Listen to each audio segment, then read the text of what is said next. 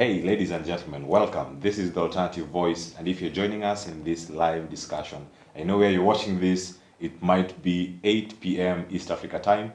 That's the time we bring you this live discussion, the first media story episode at The Alternative Voice. I'm your host, Cleophas Oluoch, and joining us in this discussion, as you've seen the posters going around, and that's one amazing journalist with so many years of experience in the broadcast industry.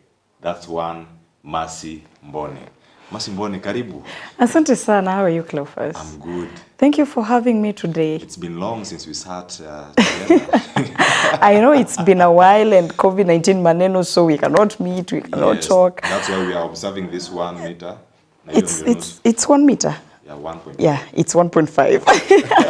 Otherwise, you're good? I'm good. I'm good too. Thank you for having me. It's nice having you at The Alternative Voice. I know this is the first time you're here. I know. Yeah, na Masema ningangane na kizungu leo.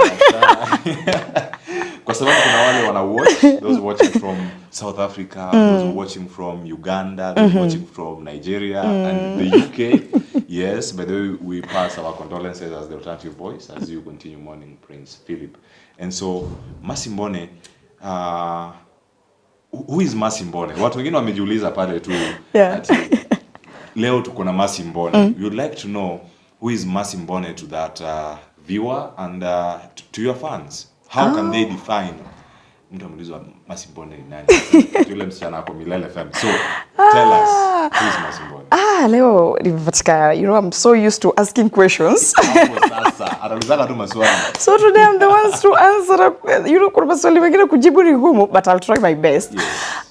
Mercy Mmbone is a young girl. She's a daughter. She's a sister. Mercy Mmbone is a journalist.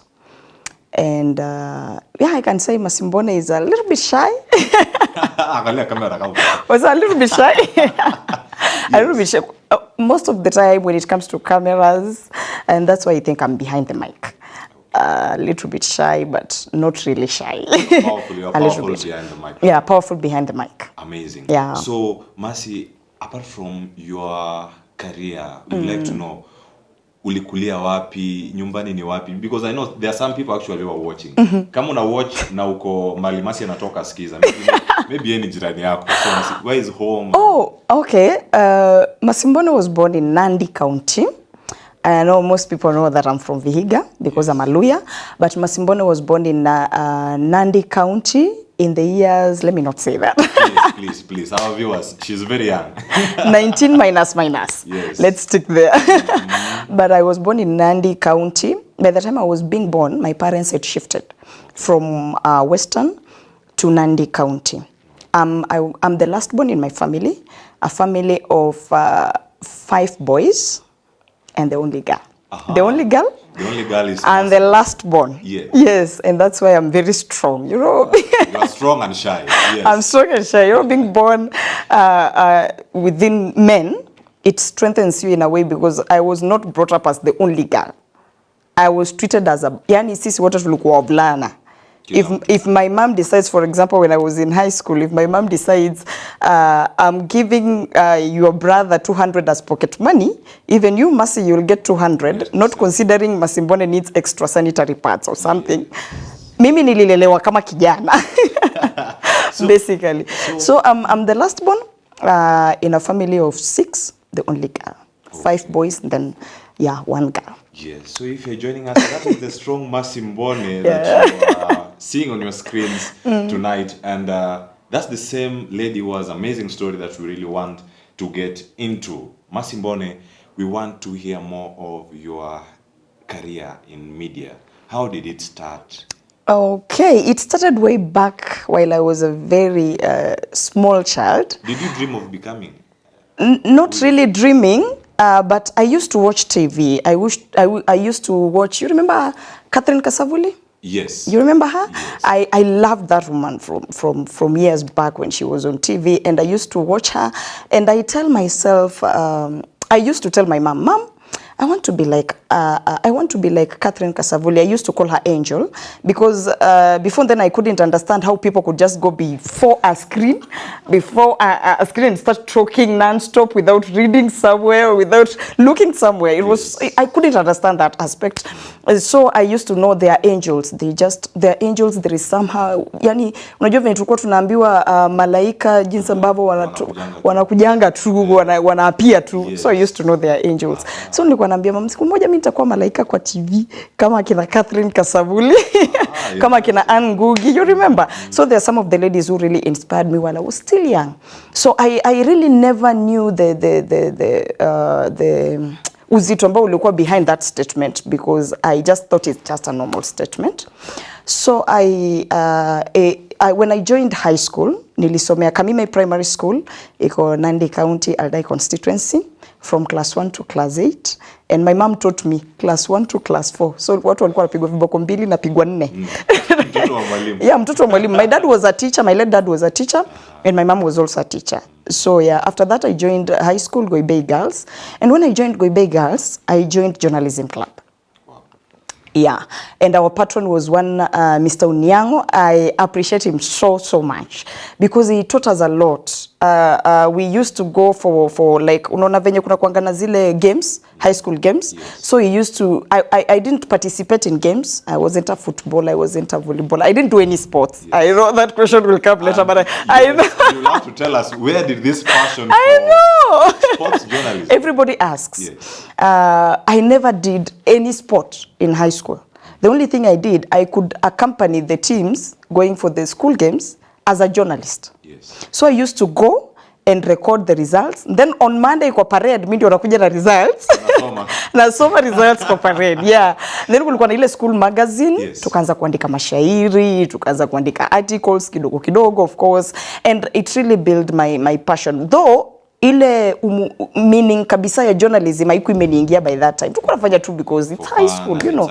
Yeah, alafu unajua sometimes nataka kwenda ka trip. Yeah. So unaingia ile at least when what was your boys school? My boys school of Goibei. Goibei, it was Senende boys. Senende boys. So but they used to fight with Nyangori boys.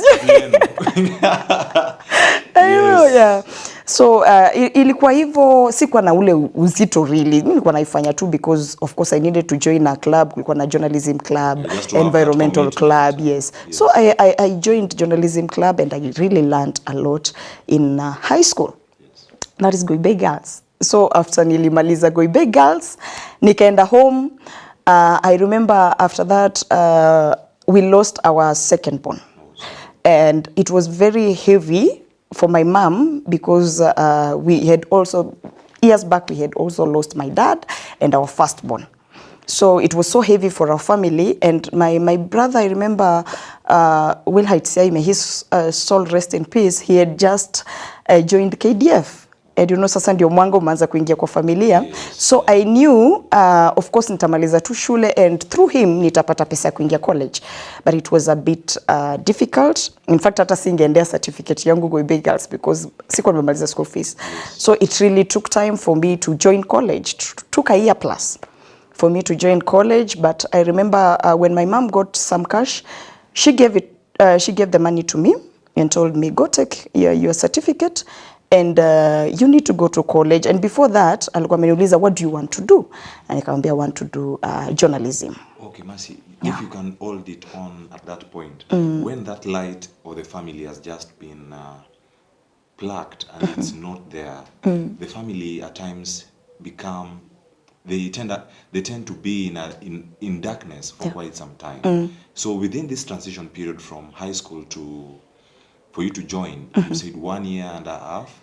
Within that period, what was going through your mind? Because I know there are some who are watching and they're really troubled. They see that transition period to be quite a lot, and some do give up.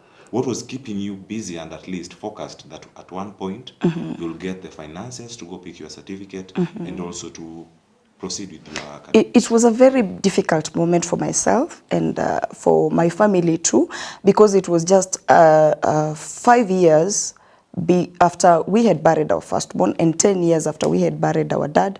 And my brother's death wasn't really a normal death. I know everybody won't understand. It's really a very long story that I wouldn't want to go into, or else tutamaliza 2 hours hapa. Yes.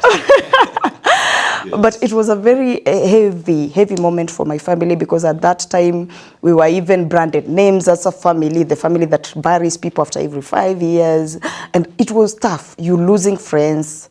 You're losing even some family members, some people who are really close to you, but now look at you and think that you are somehow cursed or something. So it was really tough. And you look at my mom has really tried, because my dad died when I was in class 3. And our firstborn was in high school then. That was our firstborn. Yes. So my mom has really tried by ensuring that, imagine Mimi, I'm the last born, but all of us attended college. If not university. That's the power of a woman. Of a strong woman. My mom is a very strong woman. So she stood strong. I remember after burying our second born, she chased us home. Wote akatupeleka kwa some relatives. So I came to Nairobi. My other brothers went to, I went to Kisumu, not Nairobi. I went to Kisumu, Kibos to be specific. Hapo ndio I think hii ni ya Kijaluo ilitokea. Sometimes ukisikia Kiswahili yangu unasikia Kijaluo fulani imeingia. Yeah, I stayed at Kibos for almost a year. So yeah, my brothers wengine wakaenda Nairobi, wengine wakaenda Eldoret, and at that time our third born alijoin KDF. Yeah, KDF walipokuja kuzika our brother, they saw the mood my mom was in, and they decided we are going to take the next son to muingize KDF. So it was really tough for my mom, but she really tried, looked for money by all means, yes, to just ensure I've gotten my certificate and went to college. And now after going to college, which course did you take? Did you go into journalism, or journalism imekuja tu katikati? No, it was direct, mass communication and journalism. Okay. I never did any other course apart from that. While in school, that's when I did advertising, and I also did PR. So while at school, were you in school after coming to Nairobi during that time when you were sent out? No. I went to Kisumu, stayed at Kisumu for a while, went back home, stayed home for a while again, as mom still looked for money, and it was so tough. You know, your fellow friends wakienda college, wakijoin university, and you're just there. It wasn't an easy thing for me, but my mom used to tell me, Masi, we vumilia tu. I know someday will come na tutapata pesa utaenda college. And I remember that time my brother was also at Moi University.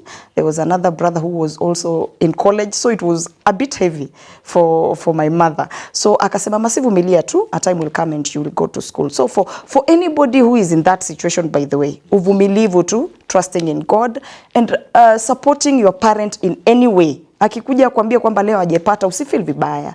Just continue focusing, because I know, by the way, at the end of it all, with prayers, doors do open. So I got away and got how to join a college. I remember that time there is this lady, she's called Sheila Mmbone like me. Sheila was our neighbor back home, and she's a journalist too. So at that time, yeye alikuwa anafanya this, there is a radio station in Kisumu she was working for. So I really used to, she was the only journalist in our village. Yeah, so yeah. So when I told my mom I want to do journalism, my mom talked to the dad. And the dad connected my mom to the college yenye alienda. So that's how I got a letter from Jordan College of Technology, Thika.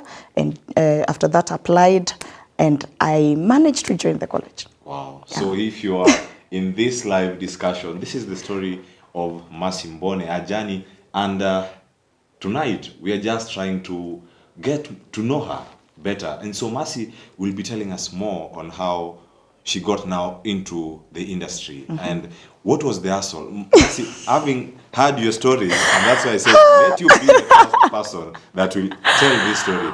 Wow. How was it? Okay. I know it's tough from somewhere internship as you come to the place where you are now. It wasn't easy. I can tell you for sure. It wasn't easy. Kwanza kumaliza tu college, it was a struggle itself because of money issues and that. And I remember I had to leave college before, I didn't graduate immediately because I couldn't afford money to do exams.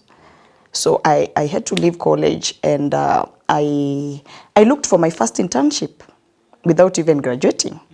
So I really applied. Unajua ile semester ya mwisho kabla utoke, hata kama uta graduate kuna ile semester ya mwisho, miaka yako imeisha, you have to move out. So hiyo semester ya mwisho I started looking for internship. My friend nili apply. Ulituma application after application? Nilitembea. Nilitembea sana. I used to, like, nilikuwa nimeandika addresses za media stations chini. So I used to apply na tuma via of course PO box nini via posta. Ulikuwa unatumia posta ama ulikuwa unatumia email? Posta na zingine nilikuwa naenda posta. Actually it was posta. Nilikuwa nikapaka demo hapo. Unatengeneza paka demo. Ngoja masi. Una demo ban kwa CD. Yes. Alafu kwa envelope plus your CV plus the application letter unatuma. Na inateka how long kuenda? I'm not even sure kama ilikuwa inafika. Because believe you, I never received any call. So if you're here and you are watching na wewe kazi yako ni kufanya. Sijui kama iliwahi kufika. All the applications umefanya ni kwa email unaandikiwa hapo send. I don't know. It was poster. Kulikuwa na email, yes, but mwalimu, we had a lecturer called Mr. Jackson. Alikuwa anatuambia enda posta tuma. Utatumia pesa, yes, jinyime hizo pesa kidogo uko nazo, lakini tuma.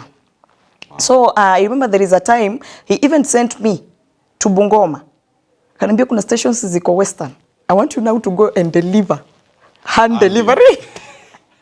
So I went to Nyota, I went to West FM, I went to, there is this station at Webuye, nimesahau jina yake. I went several radio stations ambazo ziko sehemu za Western, nikatoka Western, nikaingia Eldoret, drop Eldoret, stations kadhaa. I went back to Nairobi. Yes. I never received a call. Not even a single one. And that's internship, not yes, you're looking for internship. Hautafuti kazi. Si ndio umemaliza tu college, of course. So unatafuta internship. Yes. So I remember when I came back after that, nikasema, it's now time mimi nihame Thika because I need to go back home. Si nimemaliza shule. What next? I have to go back home as I still look for internship. And then somebody told me, kuna station iko Kibera. It's called Pamoja FM. Take your application. Mimi kapeleka Pamoja FM. Yes. And then nikakuja nikabeba mizigo yangu yote Thika kwa kanyumba nilikuwa naishi ka single room hapo Itethi, nilikuwa nalipa 2000. Hiyo 2000 iko inclusive na maji. Na maji. Another services. Yeah, so nikahama Itethi. I brought my vitu zangu za nyumba kwa kazini yangu in Nairobi and I went back home. So I remember tukiwa nyumbani, in fact it was in the last week of December. Yeah, nakumbuka tulikuwa na family gathering ile ya cousins wamekuja kwetu sasa. Nilikuwa napika chapo juu tuko na wageni. Na una call. Ama ulishatoka Nandi? No, we are in Nandi. Hatuko Vihiga saa hizo, we are in Nandi of course. Nimezaliwa Nandi, so bado tunaishi Nandi. So naona call, new number, and I tell my mom tulikuwa napika na mtu ananipigia, hebu nishike. Ku receive nasikia my name is Thomas Bwire, editor at Pamoja FM Kibera. Ambia, yes, Thomas. Can you kindly, next week on Monday, be in our offices by 8 in the morning for an interview?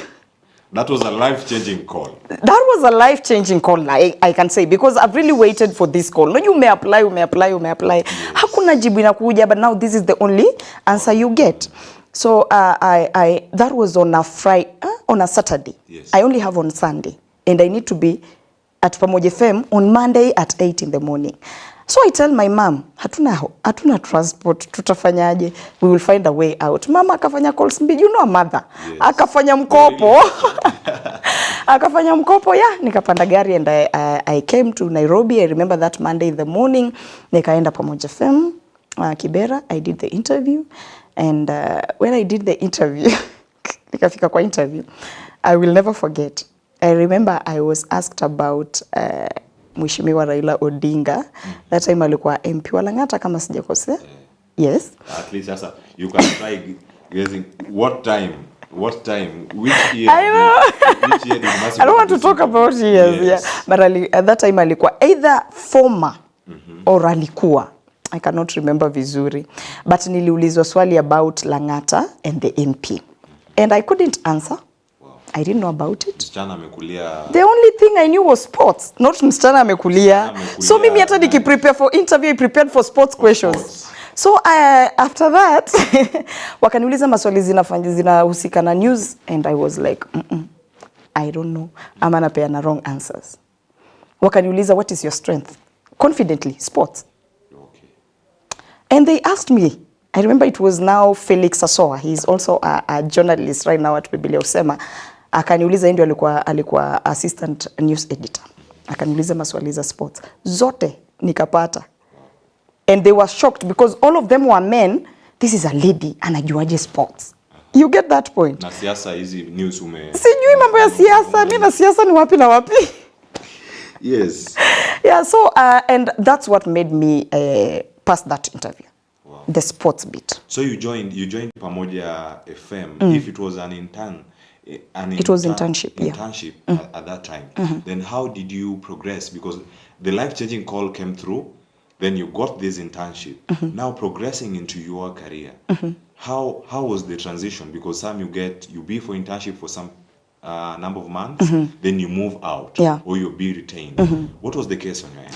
It was the internship was for 3 months, and Pamoja FM was I can say it shaped my career in a way, because at Pamoja FM you do everything. When you report our news, when you report our business, when you report our sports, when you anchor, kila kitu. Una produce pia. You do everything. And by the way, our editors were very strict. Hapa ungekosea as in walikuwa na kufunza, and by the time you have to do this, as in uandike script, you make sure your script ya news. In fact, niliweka newsroom. Hata sikuenda Sports Direct, niliweka newsroom as a reporter. So you go to the field kutafuta story, and you know this is now Kibera. Because the station only covers Kibera. Kibera yenyewe inakuharden na life. I had to move to Kibera, by the way. Inakuharden maisha kivyake. Yes. So you go to Kibera, you go to Gatwekera, pengine kumenyesha, you go to Kisumu ndogo, you know, hizo areas za Kibera na matope na all that yenye nakuanga Kibera, it hardened me in a way. So unakuja newsroom and you have to write the script. Uandike script iende kwa editor. Isipopita kwa editor, just know utabaki hapo forever. So you have to work hard. Usikize ile direction editor anakupea for you to get to the next step. Ndio sasa nikaingia sports. So nilikuwa nafanya news na nafanya sports. Ikafika mahali mpaka I was anchoring news during the weekends. I was doing a sports show. And that's for internship. Yes, and I was doing sports news. Wow. And that's during internship. So I Pamoja FM shaped me. It really shaped me. Pale ilikuwa mpaka ile yenye ukikosa nidhamu unapatiwa suspension.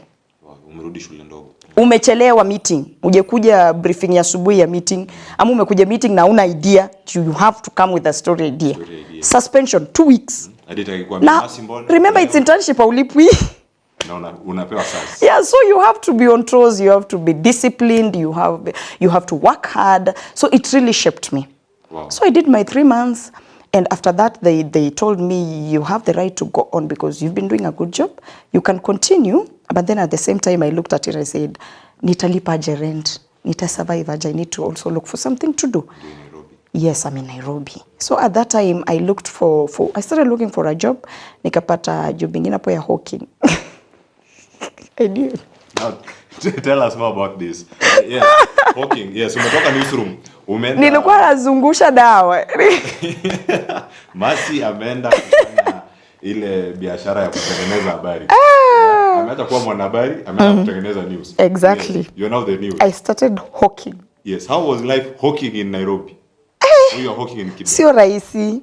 No, I was hawking in Githurai 45 while living in Kibera because sikuacha Pamoja FM. I still kept there. Nilikuwa naifanya kama part time. So nilikuwa natoka kwa nyumba asubuhi naenda kununua dawa.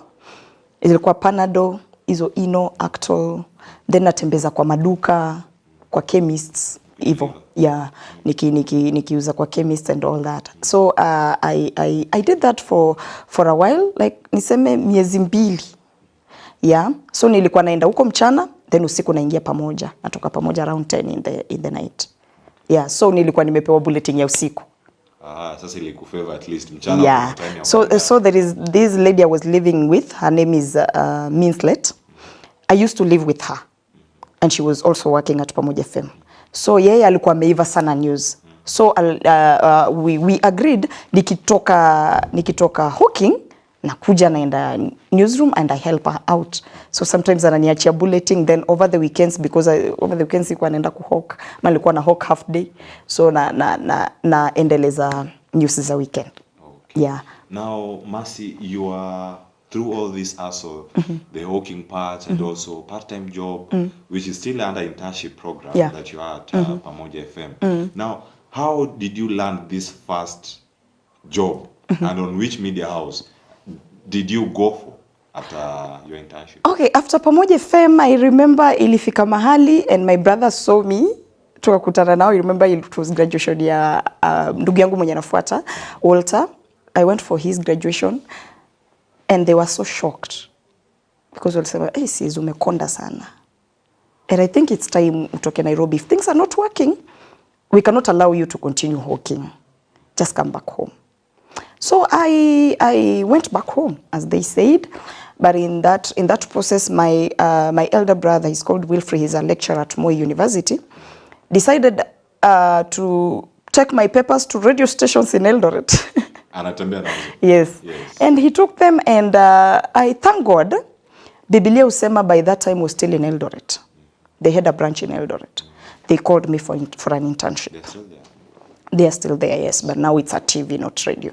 So I went there for internship. I did 2.5 months. Then unfortunately my mom got sick and she was admitted, so I had to drop internship niende kulea mama kwanza. Yeah. And I'm the only girl, yeah. So I dropped my internship, nikaenda kulea mamangu ambaye alikuwa mgonjwa, and in that process ya kulea mamangu akiwa mgonjwa, of course at that time at least sasa unajua kaujanja kameingia. I remember I used to go to Eldoret, I look for doll shoes, hizi za wasichana, I look for braids, nywele za wasichana, and I sell them. So through that I got money and went back to Jordan to do my exams. Wow. Yeah, that's when I did my exams and graduated. Yes. I had not graduated, of course. So I did my exams and graduated, and after graduating I got an internship again at CFM Garissa. Yeah. So I joined CFM Garissa after my graduation. And at CFM Garissa, it was another station. I can say it really shaped my career, because at CFM Garissa, I was a news anchor. At CFM Garissa, I was a reporter. At CFM Garissa, I had a show daily. Na ilikuwa show ya rumba. Mimi ni mhenga. Nimesikia sometime. Yeah. If you do your thing. Yeah. So yeah, at that time I did a show. It was a rumba show. So I could wake up in the morning. Unaingia station before 6 because the first bulletin is at 6. You do news from 6 to 12. You hand over to the next news anchor. Saa 7 to 4 you have a rumba show. Yeah. Then after a rumba show, 5 you come back to the news desk mpaka saa 3 usiku. Mercy, bado uko Garissa ama uko Nairobi? No, CFM Garissa ilihamishwa Garissa ikaletwa Nairobi, Ngong Road, because ya ile Garissa University attack. Yeah, so ilihamishwa because of those attacks nini ikaletwa to Nairobi. Okay. Yeah, so at that time I had gone back to Kibera. Kwa toka Kibera mguu tu naenda paka job. Yeah, naingia Ngong Road, naingia job. So yeah. Sasa wanataka kusikia imefika. Now tell us your journey with this media house that you are with. Oh, Milele FM. So it got at a time when unajua umetafuta job. At that time sasa nimesema internship nazo zimetosha. I have volunteered. Yes. Nimechoka ku apply as an internship. Now I want to apply jobs. So I did my 3 months at CFM Garissa, and just at a time, I think it's God. Just at a time nilikuwa namalizia miezi yangu 3 at Garissa FM, at CFM Garissa. That's when Milele advertised jobs. I remember at that time there's some presenters who had left Milele, and Kwetu Radio ilikuwa imefunguliwa. I had really applied for Kwetu Radio. Yes. I applied sana for Kwetu Radio, but I didn't manage kupata nafasi Kwetu Radio. But I remember that time Milele FM walikuwa advertise an opportunity for a sports anchor. Someone who can do sports. So I remember at that time, you remember I talked about Felix Asoa at Pamoja FM. At that time yeye alikuwa Biblia Usema broadcasting. So he tells me, by the way Mercy, there is a chance at Milele FM. Can you try and apply? And I told him, sasa jamani media, unajua bila connection ishakuwa ngumu. Sasa nita apply hata nitatumia nani. And that's what actually they say. Bila connection kwa media wanasema inakuwa ngumu. Yeah. So he told me, I have a friend there, her name is Nancy Mmbone. So he connected me with Nancy. And whatever Nancy did, Nancy Mmbone alituibia email ya Aisha Mohammed. New editor. Mama Aisha. Yeah. Mama Aisha Mohammed. And by that time, Paulo Muchesi was the sports editor. Na ya Paulo Muchesi. And Nancy told us, mwambie atume tu mail na weke demo. So that's what I did. And I remember first. Nikuwa kwa maombi ya kufunga. Yeah. So I wasn't really fasting because of a job ama nini. I was just praying to God, you know. So I was in a fast, and I remember after sending that mail, after one day, Muchesi calls. Muchesi ananiambia, tumepokea mail yako, and wow, wewe kama msichana unajuaje kufanya sports? I remember that was the question Muchesi asked me. And I told Muchesi, yeah, I love sports and I like doing sports. So Muchesi tells me, can you do me a show? Because demo yenye nilikuwa nimetuma, it was just ile sports news. But akaniambia nifanye, can you do me a show demo ya sports? I did a demo and I sent him. And he went mute for a week. Ukadhani ati, what did I send? Did I mess? Nikasema hapana. Yes. So I decided atafuta ya choki, akichoka amepata. I decided to call him because alikuwa amenipigia na niko na namba yake. So I called him, and when I called him, he told me, just relax, I'm working on something. And then after like a few hours, I remember ndio nilikuwa nimeingia tu show yangu ya Rumba at CFFM at 1, he calls me and tells me, can you be here on Monday? That was on Friday. Can you be here on Monday for an interview? I told him, yes, I will come. So that Monday came, and I came for an interview. I remember I met him at our offices, DSM Place, Kijebe Street, and he told me, I'm just amazed at how you being a lady and how you're doing sports. Yes. I told him, thank you. So I can remember, I don't even know what to ask you for an interview because you qualify. But unfortunately, we already have someone, and that was Douglas Omari. So he asked me, are you ready to be an intern? I told him, why not? Because I weighed, Milele FM is a national radio station, and CFFM Garissa inasikika tu only in Garissa and part of Wajir and Mandera. So I told him, no problem. Akanipeleka kwa ofisi ya mdosi. By that time it was Titi Nagwala. And Titi told me, I don't even know what to ask you because your demo ishamaliza kila kitu. Yeah. So akaniambia, I want you to go up there kwa ofisi ya HR. Uende ujitetee. So I went there, and by that time our HR was Annabelle. Yeah, and when I got there and Annabelle asked me only one question, are you from Mombasa? I told her no. I told her no, and she's like, but your Kiswahili na sound kama mtu wa Mombasa nikisikiza hii demo. She played the demo, akasema Kiswahili ni ya mtu wa Mombasa. Nikamwambia no, I've never stepped my foot in Mombasa. Mimi ni mtu wa Western, nimekulia Nandi County. The farthest tumeenda ni? The farthest nimeenda ni Nairobi, Thika of course. Yeah, so she told me, now I have a problem because we only take interns who are still in school.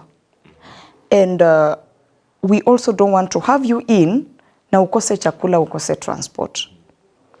I told her how I'll survive and how I'll eat and how I'll come to work is none of your business. Just give me the internship. Yes. Yeah, so she told me, I'm just doing this, but I know it's against the rules of the company. But let's pray to God, aitaleta shida.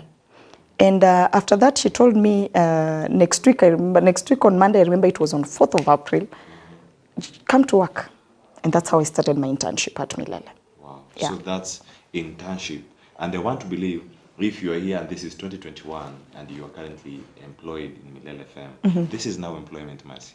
Yeah, I'm now employed permanently. Yes. Permanently. Yeah, at Milele FM. Yeah, it has been a journey. I remember I did internship since 2016. Wow. Yeah, since 2016 April. I read somewhere you are among those people who are being considered as the youngest presenters in Kenya, and that blog had it as one of the Please. let me just add some sugar. Yes, some of the What? beautiful young female presenters. Okay, I don't know, but you know, a lot of people listen to me, and thank you for all those who appreciate my work. I know that there are few or there are many. I don't know all of them, but I appreciate anyone who appreciates the work I do. Yeah, there are millions. Yeah. And I say thank you so much for my listeners. Thank you so much for my supporters. Unajua tunakula kwa sababu yao. Because of numbers, we are where we are. Yes. And I can say sometimes I really thank God for them, because sometimes a listener can talk to you and just tell you that imagine nilikuwa nimefika mwisho, but just after listening your show, I changed my mind. I feel so uplifted. I feel so strong, and I'm moving on with my life. There is no message that strengthens me more than that message from a listener. It really, really strengthens me. Mercy, at Milele FM, which shows do you host, and what's one show that really, I know all of them blesses you at one point? Wow. Which one lifts you so much?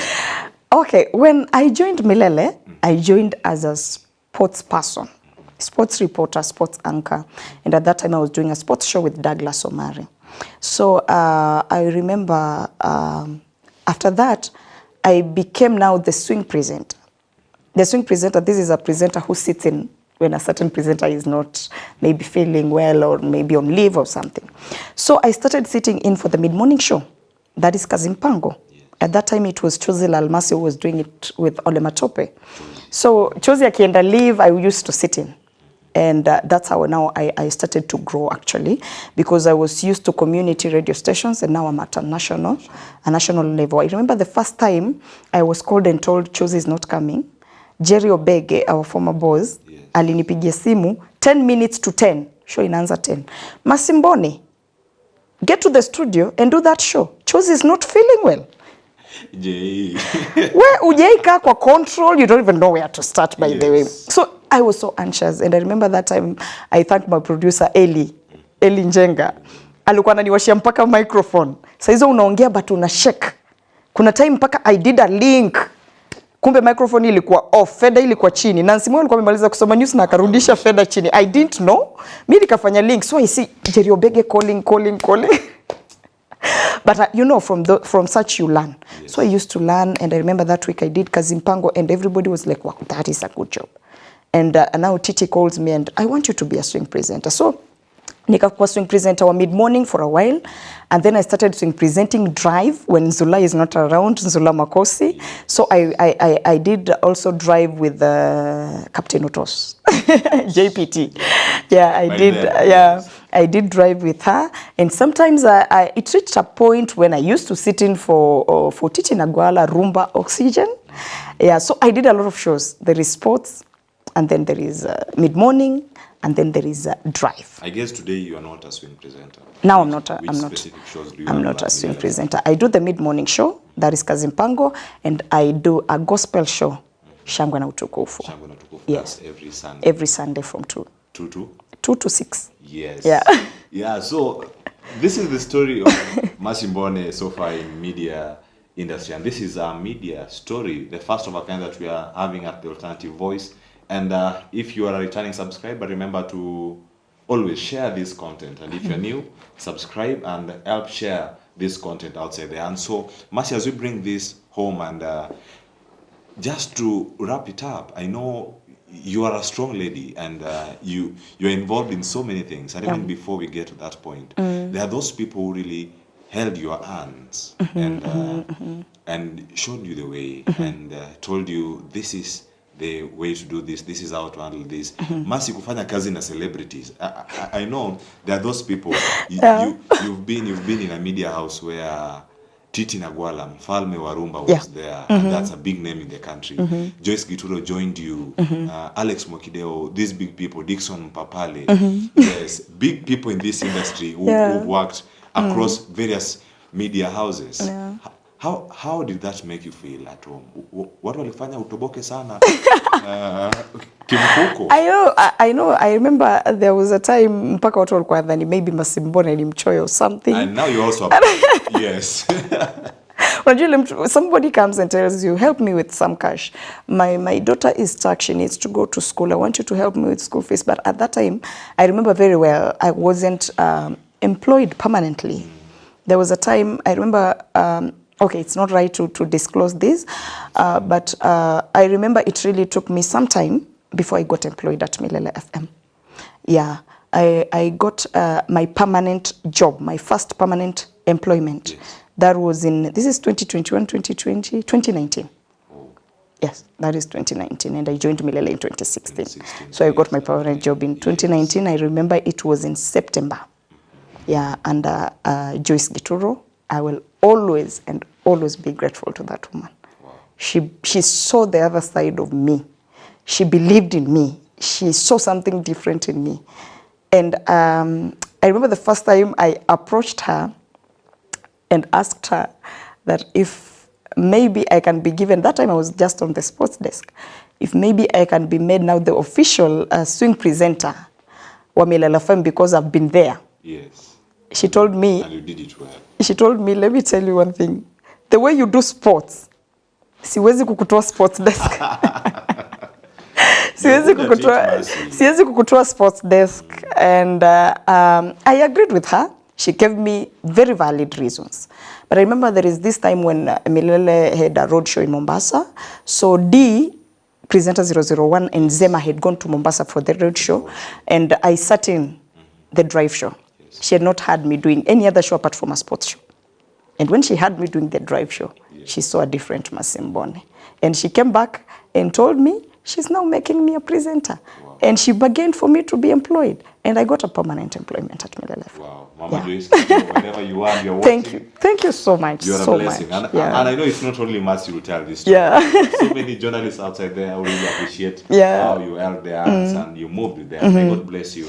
But I also appreciate a lot of my colleagues. Yes. I can say for sure, I cannot forget to appreciate Paulo Muchesi. He gave me a chance at Milele Sports Desk. Yes. And from that, I grew. I cannot forget to appreciate Titi Nagwala. Yes. He also believed in me. Our HR, Annabelle. Chozil Almasi shaped me to the presenter that I am today. She used to correct me, guide me and all that. Nzula Makosi believed in me. I remember she used to tell the boss, nikienda leave mtu mwingine asifanye show yangu. Mercy Mmbone afanye. You get, so yes. She also believed me. Eva Mwalili, Mama Taifa also really shaped me in the gospel industry. And by the way, I never knew I would do a gospel show. Not even in my dreams. Yeah, not even in my dreams. And I remember when Joyce approached me, I told them, nipatie show ingine yote apart from gospel. Yeah. And it's changed your life. Apart from gospel. Now she told me, your gospel ndio utafanya. Yeah. And she used to give me her shows, ni 16 shows zake. And that's now how I started getting into gospel. And I'm where I am. Akanishika mkono, Joyce Gituro, Eva Mwalili akanishika mkono. And here I am. Wow. It's a challenge to you who is watching this. If you're in a position to hold the hand of someone you know in the industry where you are, please do. You never know where the blessings will always come. And so, Mercy, we take it home and tell us, which other thing do you do apart from journalism? Yeah, I do other several things, but before I tell you about that, just one word to ladies who are journalists, yes, or maybe upcoming journalists who are ladies, that being a lady and a journalist needs you to do something unique and something extra. Something unique and something extra. There is one statement that Joyce Gituro once told me. She told me, Mercy, this field has always been male-oriented from before, yes, from way before. But I'm here to prove to people that a woman can make it in this field without having slept with any man in those newsrooms or those journalism or media companies. Wow. Yeah, she told me that. And she told me, I believe you can do that. It's a matter of believing in yourself. Do something unique. Sports was my unique aspect. Sports was my unique and you aspect. did it explicitly. Yeah. So you need to look for something unique. Actually, maybe sports. I remember I told you sikuwahi kucheza game yeyote. But I've been a sports journalist.